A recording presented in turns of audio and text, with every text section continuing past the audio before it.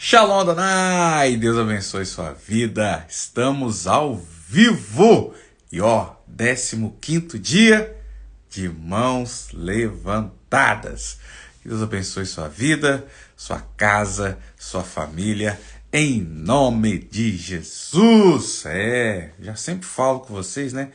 Curta aí o nosso canal, acione o sininho para quando a gente fizer as nossas lives ou fizer um upload de algum vídeo, você vai estar sendo notificado. O povo já está entrando aí, Isa, Caian, Roberta, aí vai subindo a galera aí agora. Estamos juntos aí nesse nosso propósito, 30 dias, hein? Não tem horário. Ontem foi de tarde, hoje é de noite, né? Então vamos seguindo aqui na nossa interação. Fábio Lee, Eliana Gaudêncio, Roberta Carupt, Kainan Gattuso, Isabelinha. Ih, rapaz, Isabelinha? Ah, não, eu acho que era outra menina. Fala, gente, vai compartilhando aí com pelo menos umas 10 pessoas. Vai mandando aí, como eu sempre gosto de falar.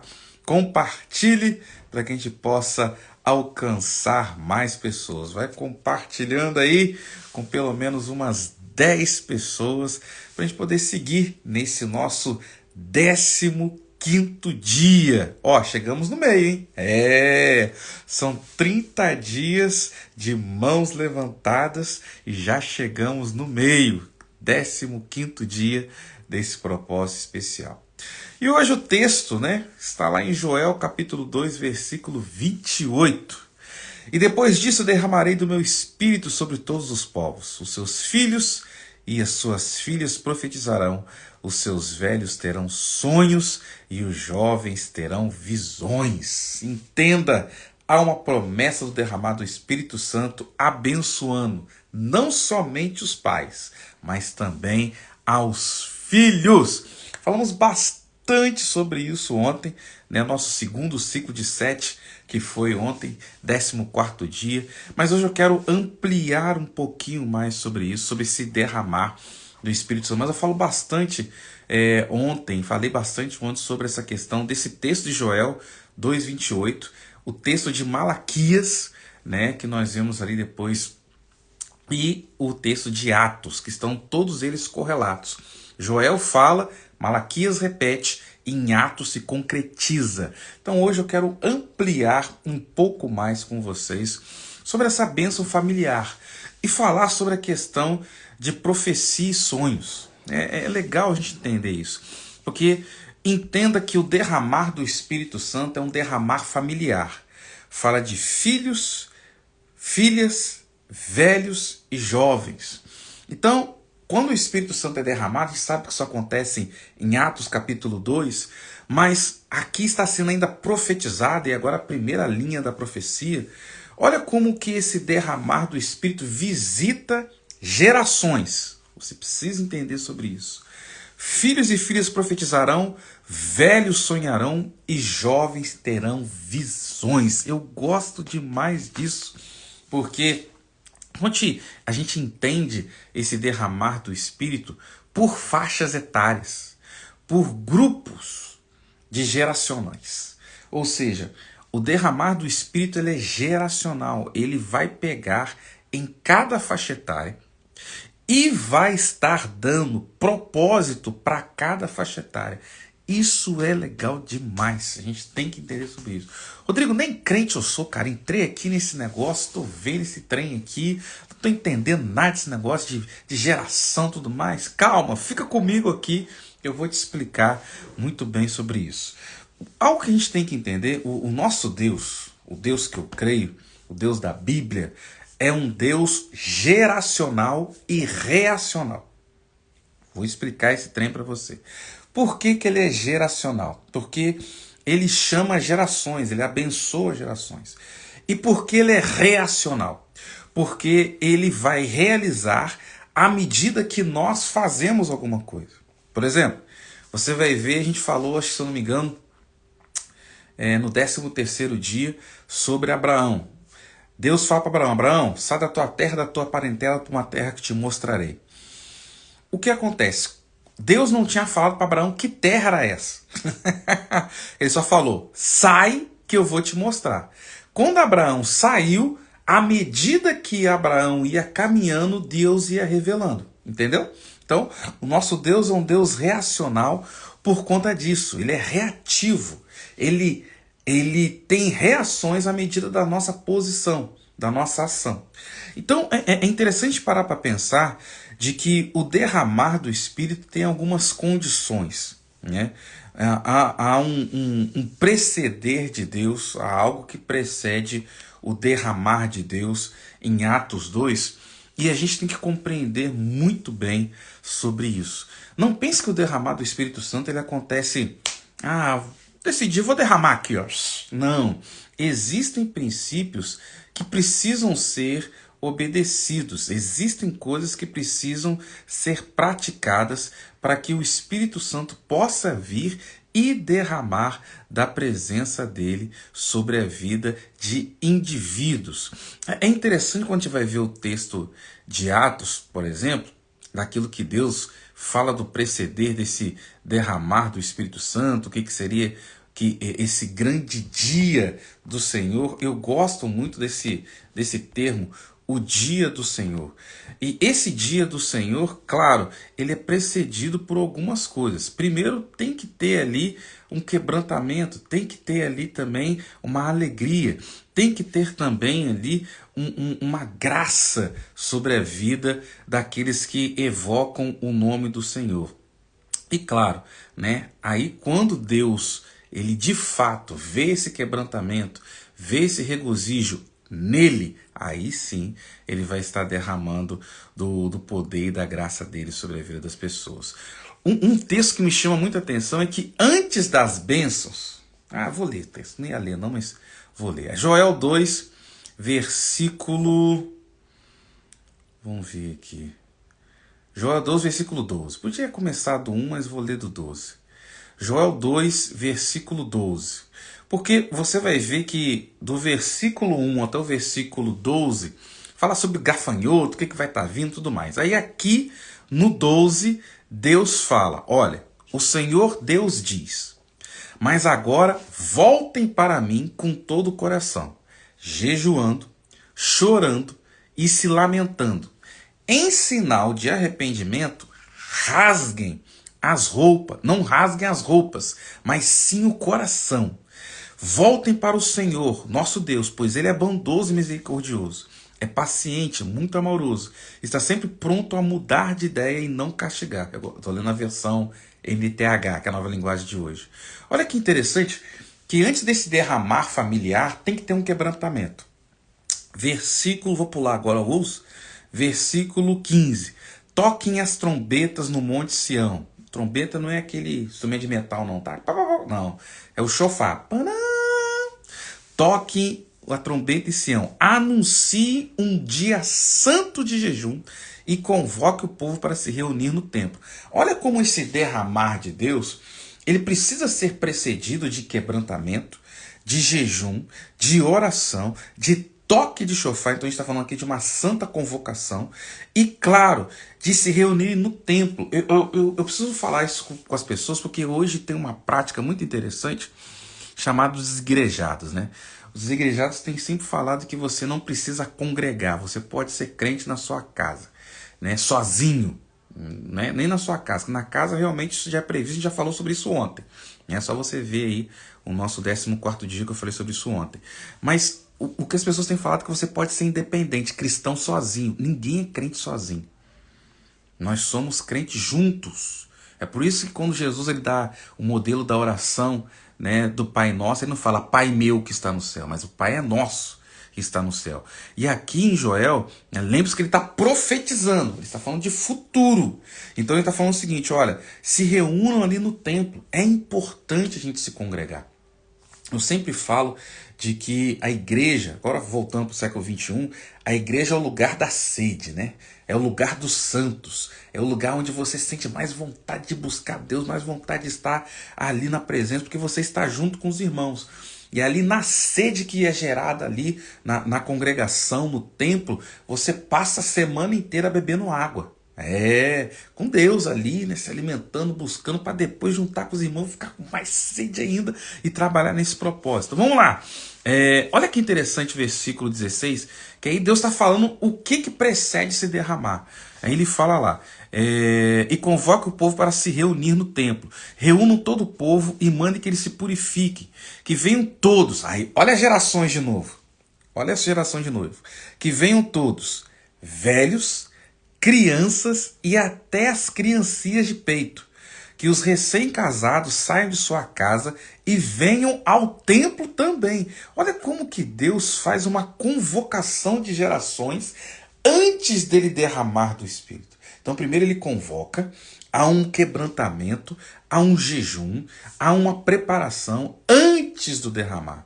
Um dos versículos que eu mais amo aqui em Joel 2 está aqui no versículo 17, que fala o seguinte: e vocês, sacerdotes, que no pátio do templo servem a Deus, o Senhor, chorem e façam essa oração.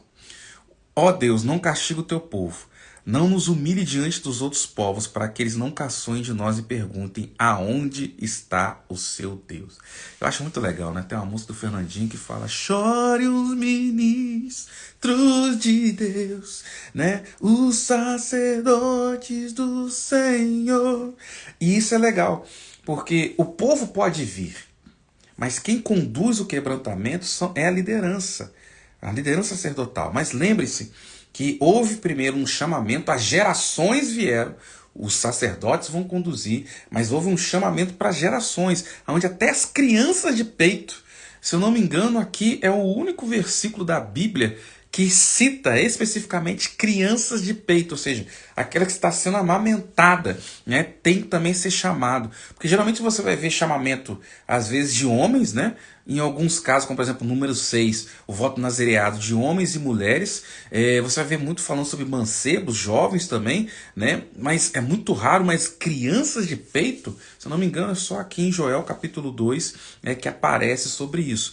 E é isso que a gente tem que compreender, sabe? Deus primeiro faz um chamamento para gerações. Quem gera as gerações? A família. Não tem como, meu povo. O pai tem seus filhos, os filhos os netos os bisnetos, e assim vão as gerações. É impossível ter geração sem estar fora de uma família. Não tem como. Então, olha como esse derramar de Joel capítulo 2, versículo 28, ele só é possível quando nós estamos em família. Esse chamamento de Deus em família é que faz uma transformação extraordinária. A bênção é geracional. Às vezes a gente se esquece disso. Pastor, como assim? Eu não estou querendo dizer que se você teve uma geração passada, amaldiçoada, se os seus pais, se os seus avós não serviram a Deus, você vai ser amaldiçoado. Não, não, não. Se você aceitou Jesus como Senhor e Salvador de sua vida, você quebrou um ciclo. E a partir de você vai começar uma nova geração. A partir de você começa um grupo novo geracional debaixo da bênção, debaixo da graça. Em você começa essa nova geração. Então, a partir daí, quando é estabelecida essa geração da bênção, tudo depende agora de nós. Tudo depende agora da gente querer que a bênção do Senhor, que já foi estabelecida, se perpetue. Porque a bênção entra quando nós temos Jesus como Senhor e Salvador de nossa vida. Quando nós temos Jesus como Senhor e Salvador de nossa vida, é estabelecida a bênção. Estabelecida. E aí ela só tem que continuar se nós permanecermos diante da graça e da bênção de Deus que está sendo recorrendo a partir de quê? Seguir seus princípios. Busca, oração. A gente não sabe, a gente não tem noção do poder que é quando nós nos reunimos em família em nome de Jesus. A gente não tem noção, a gente não sabe que negócio é esse. A gente não entende como que é importante a gente ter essa prática, sabe? E muitas vezes eu falo até mesmo para mim, que às vezes na correria do dia a dia, às vezes deixo passar batido essas coisas mesmo, mas é importante quando você tem toda a sua família orando em prol de uma única causa. Isso é legal demais. Isso é legal demais. É claro que os pais protegem os filhos, né? Você não vai contar, filho, a gente está aqui passando por uma situação. Não. Mas orar por uma causa é interessante. Eu me lembro de uma casa que eu fui visitar, onde a mãe estava passando por uma enfermidade. Não era câncer, mas era uma coisa, sabe, que tinha que ir para o hospital, essas coisas e tudo mais. Os filhos eram pequenos, 10, 12 anos de idade. Não é tão pequeno, mas enfim, né, não eram adultos nem adolescentes. Então eles não tinham o panorama total do que estava acontecendo. E o pai não quis passar também, sua mãe está com uma doença séria, né? Não, sua mamãe está dodói, né? Vamos orar por ela. Olha que interessante. Uma das crianças teve uma revelação de Deus. Falou que a mamãe ia ficar 2 semanas, a mãe tinha acabado de internar, e que Deus ia usar ela no hospital, e assim que Deus usasse ela, depois dessas semanas, ela ia sair, ia ficar bem. Aí o pai olhou, a mãe não sabia, né? Porque a mãe estava internada no hospital, o pai contou para as crianças, não me engano, era um casal de filhos que ele tinha, tem, né? Tá vivo ainda. E aí começaram a orar. Ele não falou o geral, ele falou o geralzão, ele não falou, sua mãe tem essa doença, pode morrer. Não falou isso. Só falou, mamãe tá dodói, vamos orar por ela, para que Deus cure. E aí essa criança falou sobre isso, essa de 10. E tinha, acho que um irmãozinho, se eu não me engano, de 6 ou 5 anos. O que aconteceu? Passaram-se os dias, a irmã era crente, né? E internou uma pessoa do lado dela também com caso de doença ali e tudo mais. E ela começou a evangelizar essa pessoa. Quando ela começou a evangelizar essa pessoa, a família que ia visitar essa pessoa que estava do lado dela, a mesma enfermaria que ela, no mesmo leito ali, leito não, que o leito é individual, mas no mesmo quarto ali que ela, começou a ouvir a palavra e, olha, pasmem vocês, a pessoa que estava internada não, mas a família dela, a grande parte era desviada. Olha que loucura! E aí, vendo aquela pessoa enferma evangelizando a pessoa ali que estava, né, estava indo na igreja, mas estava fraca na fé, estava enferma, tal, e aí ela evangelizando uma outra, a família inteira voltou para Jesus. E aí passou, acho que mais uns 2 dias depois daquilo, que a família toda voltou para Jesus, a doença da mulher teve uma remissão. A mulher teve uma melhora, eles chamam de melhora da morte, mas a mulher não morreu não, tá? Ficou boa. Que eles falam que de vez em quando a pessoa, quando pega uma doença terminal, né, ela tem uma melhora da morte. Melhora e de repente, pum, bate as botas. Não, ela não. Teve uma melhora mesmo, de repente, e aí, por quê? Cumpriu o seu propósito. A gente não sabe. Agora, olha que interessante, Deus revelou para o filho, ou filha, acho que foi filho, a criança de 10 anos, e aí houve essa revelação de Deus de um propósito de uma enfermidade. A enfermidade não deixou, aconteceu, ela transcorreu no seu sentido, mas houve isso. Tem outro caso que eu acho muito legal de contar, de um casal, esse tinha uma filhinha, a menina hoje deve estar com uns 18 anos, mas na época ela devia ter o quê? Uns 6, 7 anos. O pai ia na igreja, mas gostava de uma água. Bebia muita água, sabe? No grau. Bebia aquela aguinha no grau. A aguinha que o passarinho não bebe. E aí mandava pá. E aí ia na igreja, mas não deixava de beber o grau. Minha mulher buscando, o cara ia na igreja tomando o grau, tal. Um dia, o cara já virado no giraia, no grau, a menina, na época com 6, 7 anos de idade, começou a orar pelo pai, bêbado. Preste muita atenção nisso. Eu não estava, eu fiquei sabendo disso depois. E aí contam eles, né, que o pai mamado, né, virado no giraia, a menina, papai, não faz assim, você está entristecendo Jesus. Diz o cara, e depois a mulher também conta, que o efeito do álcool fez assim, ó. O efeito do álcool passou na hora. O cara começou a chorar. Porque você pensa, uma criança de 6, 7 anos, fala, você está entristecendo Jesus? Meu irmão, eu podia nem ser o cara que estava bêbado, eu ia chorar também. E aí aquela criança foi usada por Deus, o cara começou a chorar e a partir daquele dia o cara deu uma segurada na bebida. Pelo menos até a última vez que eu encontrei com um cara e tinha parado de beber por causa da oração da filha, cara. Olha como que Deus visita gerações.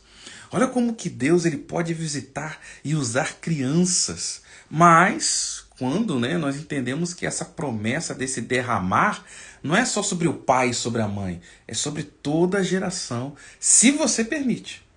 Né? Mas lembre-se, nós já acabamos de ler aqui alguns versículos de Joel capítulo 2, aonde para que esse derramar possa ser liberado, existem princípios que têm que ser estabelecidos.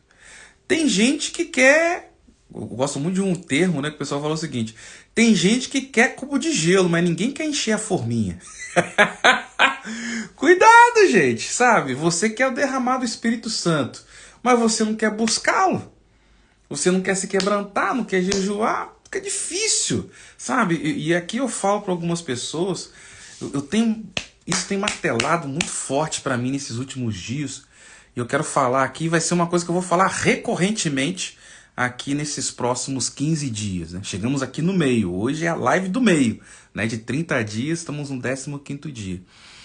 Cara, escute uma coisa, pode me chamar de herege o que você quiser, mas eu vou falar assim mesmo que você tem que entender um princípio.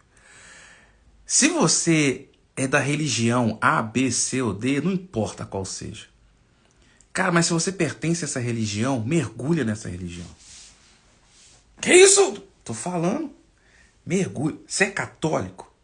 Faz lá crisma, né? Primeira comunhão, sabe? Vai lá nas catequeses, vai lá ler as bulas papais, segue lá o Francisco Jorge Mário Bergoglio, vê lá o Vaticano News, mergulha no trem. Você é candomblessista? Cara, mergulha no trem, vira ogã, vai lá, faz a cabeça, veste de branco, faz o que você tem que fazer. Você é espírito kardecista? Vai lá, lê lá o Livro dos Espíritos, lê tudo sobre Hippolyte Léon Riveiro, que é o Allan Kardec, né? Lê sobre tudo. Você trabalha lá com a questão, às vezes, de outras religiões. Não importa, você é crente. Vai estudar a Bíblia, meu irmão. Lê tudo aquele negócio. Mergulhe na sua igreja local, nas atividades, se envolva. Por que isso? E por que eu estou querendo dizer isso? Porque você não pode ficar flutuando em espiritualidades. Defina qual é a rota que você quer seguir. Eu não concordo com a frase que fala que todos os caminhos levam a Deus. Eu não concordo com essa frase. Mas eu acredito que Deus pode usar de todos os caminhos para chegar até você. Que isso, Rodrigo? Falo mesmo. Nem todos os caminhos levam a Deus, mas Deus pode usar de todos os caminhos para chegar até você. É a mesma coisa, né? Não. Porque nós falamos que nós podemos chegar a Deus de todos os jeitos. Não, não podemos não. Agora Deus pode usar de todos os jeitos para chegar até a gente. Isso ele pode. Entende?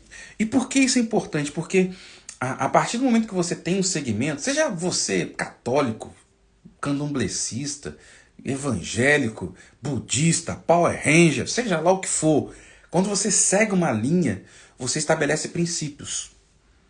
Eu não estou falando que eu concordo com todos eles, né? Mas você estabelece. E aí você vai começar a ensinar princípios para a sua geração.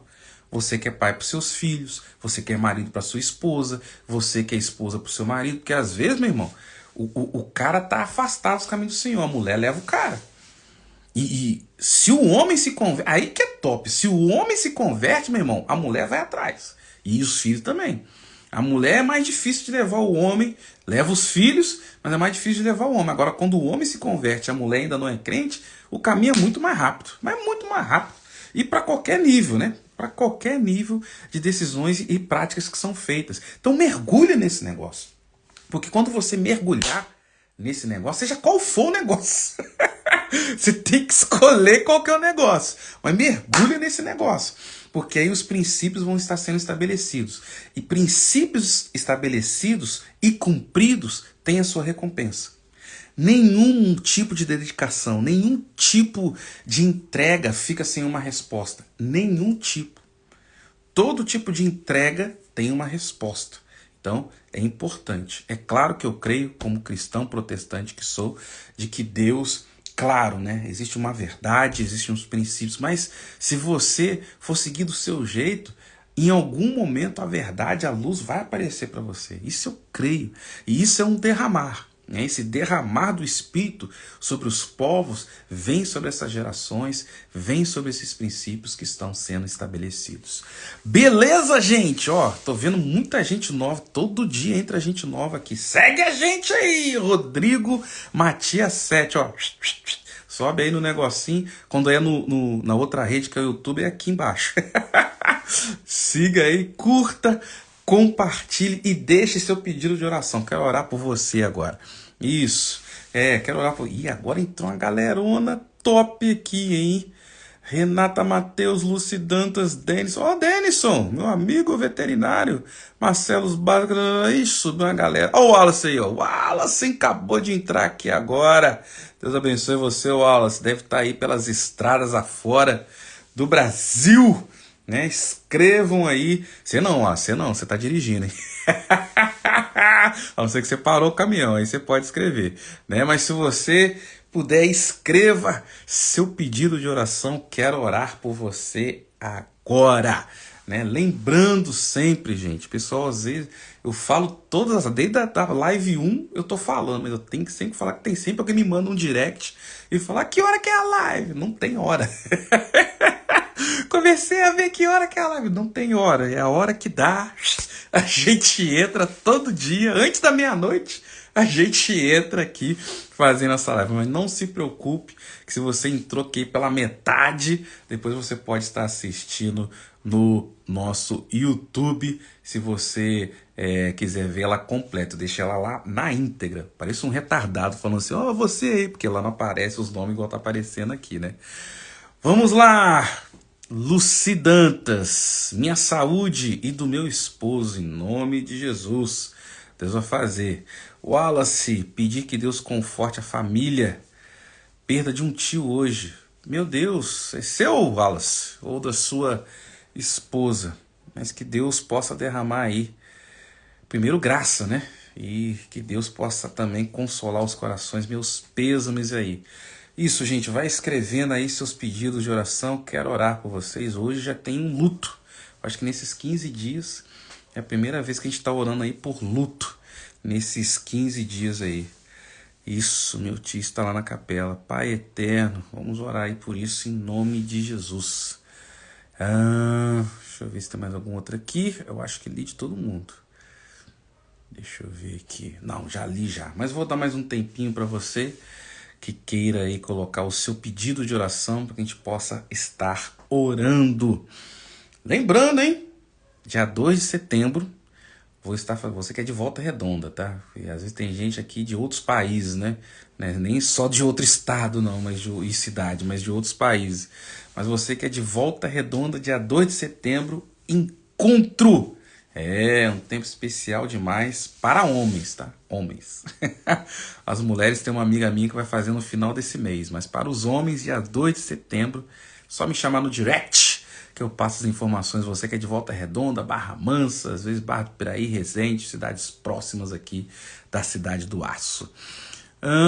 Thales Brum, pela minha família. Shalom, meu amigo. Deus abençoe, queridão. Vamos estar orando pela sua família. Jéssica Castilho, ora pela família na presença de Deus. Eu e minha casa serviremos ao Senhor. É isso aí! É isso que nós estamos profetizando nesse 15º dia com as mãos levantadas. Oração por Lia e família que perdeu o sogro. Ih, rapaz, hoje, segunda pessoa que já perdeu alguém aqui. Não teve nenhum luto nesses 15 dias.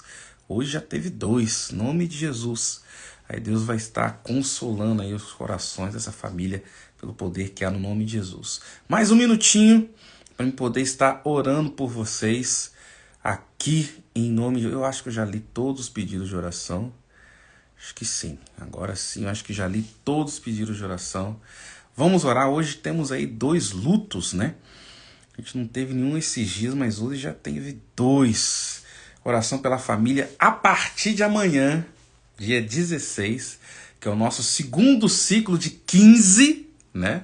Nós vamos estar começando a falar sobre a questão de ministério. Até aqui eu falei muito sobre família, relacionamento, vocês já perceberam isso. Mas a partir de amanhã eu vou falar sobre ministério, beleza? A partir do dia 16 vamos começar a entrar numa etapa ministerial. Rodrigo, é só para os crentes? Não é nada, nada. Você pode ser crente espírita, kardecista, umbandista, Power Ranger, meu filho. Pode entrar, porque isso vai servir também para você. Mas eu vou focar na vida ministerial. Todos nós somos chamados a termos um ministério. Que isso, Rodrigo? Eu vou explicar esse trem amanhã para você. A nossa vida é um chamado ministerial. É um chamado ministerial. Que isso, Rodrigo? Eu vou explicar esse negócio para você nesses próximos dias. Todos nós nascemos com um vocare. Todos nós nascemos com uma vocação. O problema é que muitos não descobrem qual é esse vocare, mas eu vou te ajudar nesse negócio. A partir de amanhã, etapa ministerial desses nossos 30 dias de mãos levantadas.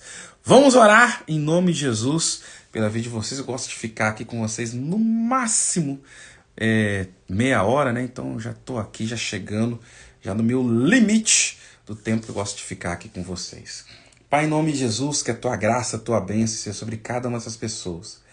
Meu Deus, já tivemos aqui a notícia de 2 famílias que estão passando por um luto. Não oramos pelos mortos, mas oramos pelos vivos. Console a família, meu Pai. Console aqueles que ficam. Console aqueles, meu Pai, que estão sofrendo com a perda de entes queridos. Que o teu Espírito, Pai, visite cada um agora nesses velórios. Que em nome de Jesus haja consolo do teu Espírito. Pessoas que estão clamando também por reconciliação familiar, pela bênção do Senhor, para que toda a família esteja convertida e diante da presença do Senhor. Que o Senhor possa visitar cada casa, que o Senhor possa visitar cada família. Eu creio que há um chamado de bênção geracional para as famílias, como nós lemos aqui em Joel capítulo 2, versículo 28. Sim, meu Deus, há uma bênção específica para cada geração, cada faixa etária da nossa família.